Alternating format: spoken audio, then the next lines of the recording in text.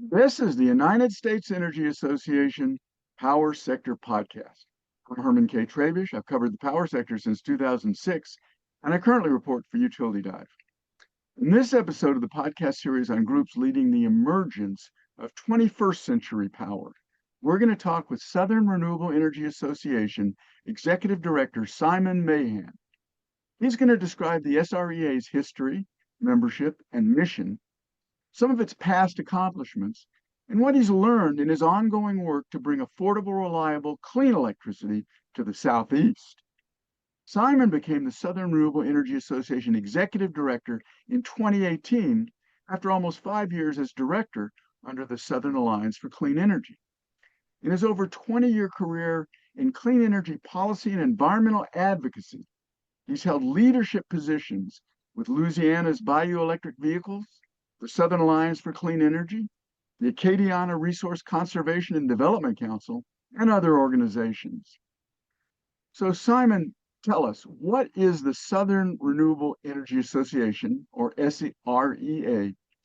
Who are its members? What's its history? And most importantly, what's its mission? Yeah, thanks for having me on the episode here, Herman. And hello to everyone. I'm Simon Mahan. I'm the executive director of the Southern Renewable Energy Association. We call ourselves SREA, although Yeah. that can be difficult to say sometimes. We practice it a lot. But we are a nonprofit trade association representing utility scale renewable energy companies. So these are some of the largest independent power producers that you see across the country that are focused on solar, wind energy, battery storage, high voltage transmission. And we work throughout the Southeast. I'm based in Little Rock, Arkansas, but we work here in Arkansas, Louisiana, over to Georgia, up to Kentucky, and everywhere in between. Interesting. And how would you characterize what your goal is or your mission specifically? Is it more clean energy? Do you want to see, do you have any numbers or specific goals?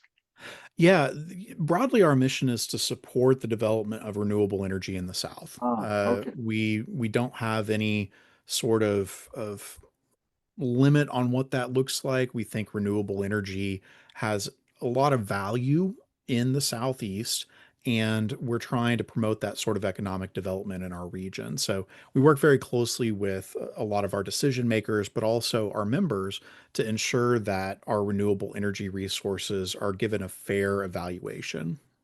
Interesting. So, yeah, I mean, the Southeast is historically, what can we say? Is it fair to say behind the curve on the development of clean energy? Is that a fair characterization? I think it's fair, although I tend to think of us as the next frontier.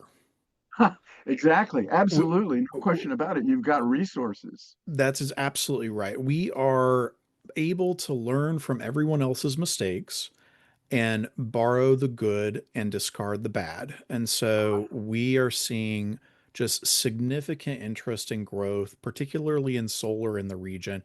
But also, we're starting to see more wind development, which I got started in all of this work over 20 years ago, focused on wind energy, because at the time that was the most economical renewable energy resource. And of course, as time has gone on and solar has gotten cheaper, it's become a dominant energy resource for many states. But us down here in the South, we have plentiful sunshine that we're looking to harvest. Okay, let's go a little bit more into what the past. You've been in an area that has been on the frontier, but I want to get a sense of Sria's leadership in the area. You evolved out of the Southern Alliance for Clean Energy, which is also a very distinguished group leading the development of clean energy. What are some ways in your past, in Sria's past, where you helped advance your mission in the Southeast? Yeah, absolutely. So a lot of the genesis of the organization was really focused on developing the market down here. Mm, Many states across the country are in regional transmission organizations where it's very easy for independent power producers, both renewable and natural gas, to connect with the grid, to bid into the markets. We don't have that type of structure down here. And so a number of wind developers actually approached us in 2012, 2011, trying to figure out, okay, we've got this very big region in terms of demand. How do we crack that nut open? How do we create this market? And at the time, what we figured out was really the way the utilities decide to buy power, to sign contracts, is really through these integrated resource plans that they're doing. And Yeah. so an integrated resource plan is a analysis that a utility does. They usually do it every 3, maybe 5 years, but they're looking out over the next 20 to really figure out what types of power plants they need to be adding. And what we found out pretty early on was that some of the modeling, the analysis, the assumptions around renewable energy resources really hadn't been brought up to date with the latest market intelligence, with the latest science, with the latest analysis that we could provide. And so we intervene in state public service commission dockets and participate in IRPs throughout the Southeast. And since then, we've seen thousands of megawatts of renewable energy resources being adopted by Georgia Power, Entergy Louisiana, TVA, Louisville Gas and Electric up in Kentucky. Some of the dominant market players down here in the Southeast. And it really has grown very significantly, where last year in 2024 we counted up all the RFPs, the requests for proposals that our various utilities were submitting and our companies can bid into, and it came up to 20 gigawatts just for Wow. last year. And Wow. Wow. so when I talk to my parents, they ask me what I do, and it's often difficult to kind of quantify what that 20 gigawatts is worth. But we're talking somewhere between 20 to 30 billion dollars in economic development opportunity. And Mhm. so we work very diligently in these IRPs to ensure that we can kind of create that market. And since then, we've grown to do transmission advocacy at MISO, to do legislative work around siting as well. But really, the genesis of the organization was focused on these IRPs. I want to go to where what you're doing right now, but I want to ask you one question about that. That was really interesting that you said that you went to the planning. I do a lot of reporting on what people are trying to actually get into planning because people tell me all the time the planners will recognize the hard numbers. There may be Yes. prejudices of Yes. different kinds, just pre opinions. Oh, that the sun doesn't shine all the time, the wind doesn't Sure. blow all the time. But when you show the folks in the planning processes the numbers, that's where they really receive it. They go, yeah, you can't argue with the numbers. Was that your experience? That's exactly right. And so one of our very earliest victories was working with a utility, the Southwestern Electric Power Company, or SWEPCO. They're an AEP subsidiary. They're based out of Shreveport, Louisiana, and they span Texas, Louisiana, a bit of Arkansas. And it was one of those really surprising things where we provided data to them and then they used it. And so when they Interesting. came back, the models, their own models said, oh, as a utility, we need to be buying gigawatts of wind energy because they're in the Southwest Power Pool. So they have very easy access to very high quality wind resources. That's And the so Plains, the Southwest Power Pool is the Plains states. They're getting they're facing into the Southeast in terms of customers, but they're also at their back door, if you will, is this enormous resource of wind through the Plains states. Is that right? that's absolutely right. And so they issued an RFP. We had some members bid in, and it was just incredible to kind of watch the whole process from, just providing market information to getting the modeling results to having competitive procurement to then getting state commission approval of these megawatts of new renewable energy resources. And it's just been that model has really driven a lot of the work that we've done. And it's just this belief that if we can provide the best quality information, oftentimes renewables are going to win out. That's not always the case, and we do accept that sometimes renewables aren't the best fit for certain utilities at certain times. But we need to at least do a good job in doing the analysis to begin with, so that we can confidently say these are the right resources at this right time. Wow. Yeah, I remember talking to uh, former Federal Energy Regulatory Commission chair, John Wellinghoff, about his work in bringing some of the southern regions into the Midwest, now called Mid-Continental Independent System Operator, because he just held a meeting of the state leaders, and he said, "Look, this is how much you can save." But listen, I want to talk about SREA right now. Um, you guys work with state legislators on policies to support clean energy. You work with regulators to help shape utility plans to integrate and expand the access to clean energy. And you work with regional organizations on reforms in large scale transmission planning and development to deliver clean energy. So tell us just a little bit about some of your specific issues and efforts that are ongoing right now on your agenda and what you're doing with them. Yeah, well, we are busier than ever. With the amount of success that we've had in growing the market, it's led to us needing to do more state legislative work. We have started to see more interest in our legislators across the region in trying to regulate our industries. Some fairly, some with ulterior motives to try and limit our ability to grow. But we've been fairly successful. And again, just providing the raw numbers of, if you allow a solar farm or a wind farm, which are on private property, they are signing agreements with private landowners for leasing. If you allow these into your communities, we're able to provide a stable, long-term tax base for a lot of folks. And oftentimes there's a discussion about whether or not the renewable resources are bringing a lot of jobs. Well, the flip side that folks do have to consider is, if you're bringing in a steel mill or auto manufacturer, there are thousands of jobs created with those, but also you have to build out new infrastructure to house those new employees. You need more roads, you need more internet, you need better sewer and water, you need schools, you need hospitals and fire and police officers.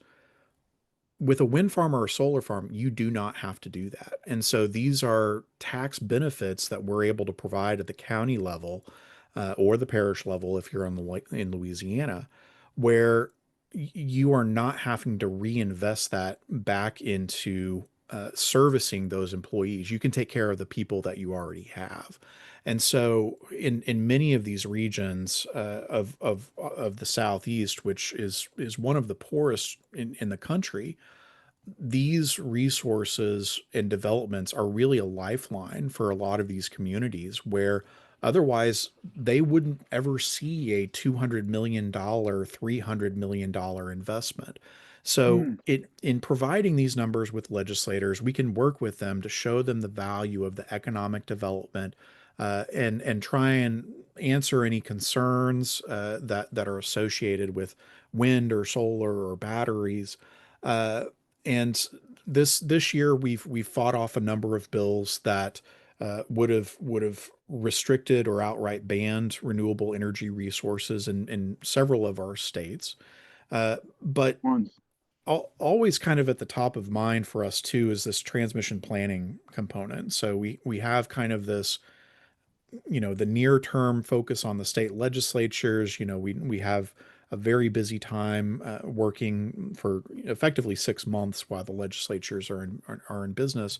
But then transmission planning is going on all the time, where uh, we have our feet kind of in two separate regions. One is the Mid-Continent Independent System Operator, as you mentioned before, and they're often seen as kind of the leaders in transmission planning in the country. They're the ones using some of the best practices, at least in the northern part of their system. And then we have the southeastern regional transmission planning process, which is quite behind. And so it's interesting having our advocacy focus in these two areas that could not be any different, but in the long term, these regions do need to work together. And so if there's a power shortage in the southeast or if there's a power shortage in Louisiana, they need to be able to move power back and forth efficiently, with high confidence that you're going to be able to get the power when you need it. And so Mm, we engage very heavily at MISO, at CERTEP, and again to provide kind of this view of renewable energy, but really from a southern perspective. And so we are oftentimes busy checking the generator interconnection queues to figure out where the different projects are going, providing information back to the utilities, but also to the transmission planners, because many of these organizations are quite large and can get siloed, and so if one part of MISO might have a solid understanding of solar in Louisiana, there might be another part that needs some more work. And mm. so we work very diligently in all those stakeholder processes to try and provide all that information. And right now, the name of the game is FERC Order 1920. So Ah, yeah. that is a big target for Transmission us. planning, right? Transmission planning, right? That's absolutely right. Yeah. Where it will effectively bring everybody up to the same baseline in how to do transmission planning. For instance, Order 1920 requires evaluation of 7 different benefit metrics Right. associated with transmission. MISO's been doing that for a long time. CERTEP currently only looks at one benefit. And Right. so we've never had. Benefit of reliability. That's the only benefit that they consider, right? Well, so the benefit that they consider is avoided transmission. Ah, And so if you build a 500 mhm. kV line in their model, that has to be paid for by avoiding more than other transmission projects that would have paid for that 500 kV line. Even And it, worse than I thought. yeah, and it often only looks out 10 years. And so Oh, we have this kind of continual problem where if you assume that it's going to take you 10 years to build a 500 kV, which is a big transmission project, and you put it in the 10th year of the model only sees 1 year worth of benefit metrics on the oh, avoided transmission component. And so there are layers of barriers to solid transmission planning, and we are seeing the impacts of that today. It is getting harder and harder to build generation in the Southeast because we don't have enough good transmission available. Um, interesting. but beyond that, the Georgia Power Integrated Resource Plan, that's been a huge focus for us on the regulatory side this year. We've been wrapping up the Tennessee Valley Authority Integrated Resource Plan, and then also following what's happening with the board of directors and how the Trump administration is viewing the board there. So we have our fingers in a lot of pots, but it is really quite impressive to look back over the past 10 years compared to where we were 10 years ago, 2015 to where we are today. And Well, that's it's what really quite great. I want to get into one more question before we get done here, Simon, and it has to do with perspective that you were just mentioning. It's a big question, and we don't have a whole lot of time, so I'd appreciate it if you could work on giving us your best shot. Sure. We know there's plenty of charged politics right now in Washington, D.C. The Senate is processing the House's big, beautiful bill. Oh, and by the way, I hear rumors that a lot of the important clean energy incentives are going to survive the process, but we'll see. Um, but most of SRIA's work, as you have described, is at the state and regional levels. and you've talked about the way that you've seen differences. Uh, Washington, we have political polarization, I think, in one of the worst possible uh, perspectives. But at those other levels where you work, state and regional levels, in your recent policy work, have you seen that political polarization? And what have you learned over all these years in working with divided stakeholders? Yeah, it's a loaded question, right? The Southeast is one of the more difficult regions to work in on clean energy advocacy. But even with that, we have had these successes, and it all started kind of with this theory of change of if we just provide the best available information and trust that it'll be used in a correct fashion, that we will win. And that Awesome. is that is Awesome. that is broadly worked out for us where we are encouraging competition. We want the utilities to run requests for proposals so they get the best available projects.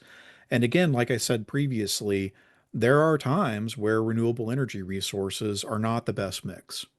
And so we recognize that up front. And I think that gains us a lot of trust and a lot of credibility with the utilities, but also the state regulators who are the ones who are there. Let me tell you right now, they are all in a pickle. They are all trying to figure out how do we deal with AI demand growth with the fact that it can take 5 to 10 years to build a generator or build a transmission line.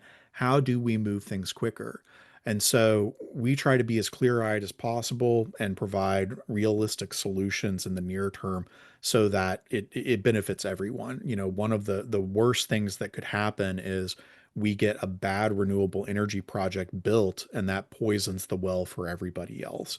And so we want to make sure that everything's voluntary, that we have competition, and I think if we approach problems in that similar fashion, it becomes very hard to politicize math. And Wow. so I really firmly believe that we can all get around some of this effort in supporting the transition because it is going to be the best for everybody in the long run. Fantastic. It's very hard to politicize math. I love that. I want to mention a passing shameless self-promotion.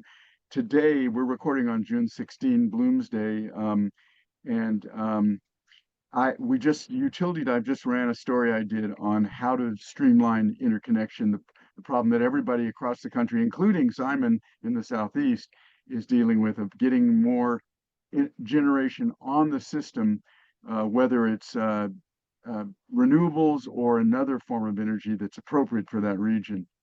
But that's all the time we have, and actually we've gone over. So Simon, I got to thank you. It's been a fantastic conversation. Southern Renewable Energy Association Executive Director Simon Mahan has described SREA's history, membership, and mission, some of its past accomplishments, and what he has learned, you can't politicize math, in his ongoing work to bring affordable, reliable, clean electricity to the Southeast.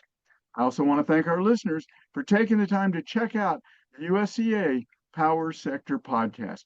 Don't forget to subscribe, like, and share with everybody you know our quest for energy transition solutions.